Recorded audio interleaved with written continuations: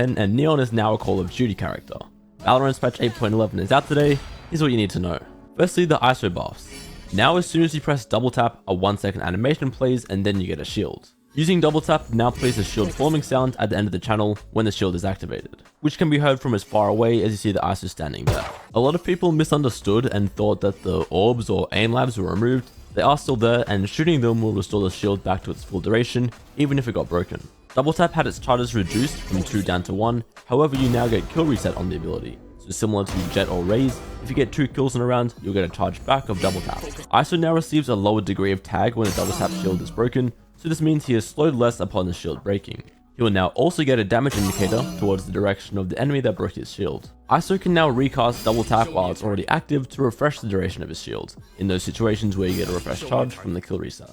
Next we have the Clove nerfs. The pick me up has had its cost increased from 100 to 200, and additionally the duration was decreased from 10 seconds down to 8 seconds. The damaging assist time to activate was also decreased from 10 seconds down to 6 seconds, so for assists to actually activate this ability, the enemy now has to die within 6 seconds of you tagging them rather than 10 seconds. Clove's ultimate was also nerfed, the cost was increased from 7 ultimate points up to 8, and the unequip delay was increased from 0.7 seconds to 0.8 seconds, so your gun will take slightly longer to equip after ulting. There was also a bug where Clove could survive the fighting state of their ultimate if he got a smoke assist. That was unintentional and has been fixed. Neon is getting some buffs and nerfs. Starting off with the nerfs, her wall had the duration reduced, but it fades slightly slower to make it easier to play around. Her stun went from 2 charges down to 1, however the wind-up delay got reduced, so the stun will activate 0.3 seconds faster, and the concuss duration was increased from 3 seconds up to 3.5 seconds.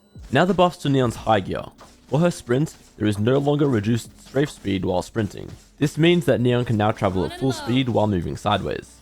Additionally, her fuel recharge was buffed, and now refills 3 times faster than it used to, only taking 20 seconds rather than 60. Now onto these slide buffs. Of course the charges went from 1 up to 2, and that second charge will cost 150 credits. Neon now has no weapon movement error when sliding, so your accuracy while sliding is the same as it is when you're standing still. Neon now equips her gun instantly after sliding instead of just quickly. However, a 0.2 second buffer was added before the gun begins to equip. So basically they reduced the amount of time it takes to start shooting while sliding.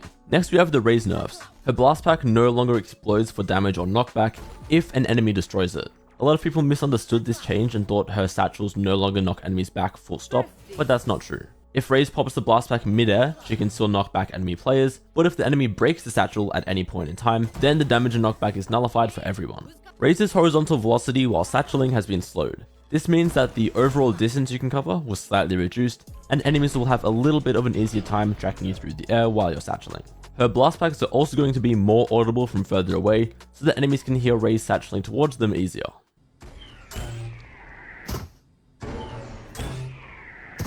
Now for the Reyna changes. The Devour has had the overall healing decrease from 100 down to 50. The full heal time was also reduced from 3 seconds down to 2 seconds. To counteract that, any armor that you overheal as Reyna will no longer decay, and instead will remain for the duration of the round.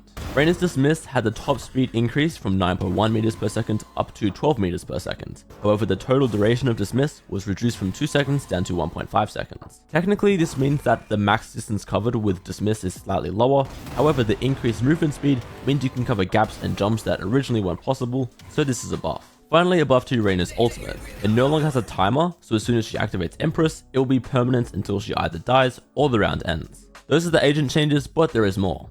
Firstly, the buy menu UI has received an update in this patch. Some noteworthy changes include seeing your teammates' abilities on the left, and the shield icon now updates depending on how much you have remaining. Next for map pool updates, and the big one is that map pools now only apply to competitive, deathmatch, and premier. So every single map will be available in things like unrated and swift play. For the ranked map pool, however, Split and Breeze are being removed this patch. Haven is returning, and we also have a brand new map, Abyss, which will have a delayed release into competitive and be available their next patch instead. Riot are finally doing something about remakes, as they've now increased the intervention severity for AFKs resulting in a remade match. Originally you were able to go AFK at the start of the game, your teammates would remake and you would hardly be punished, but Riot are now cracking down on this. And finally, Riot have improved the radio command wheels.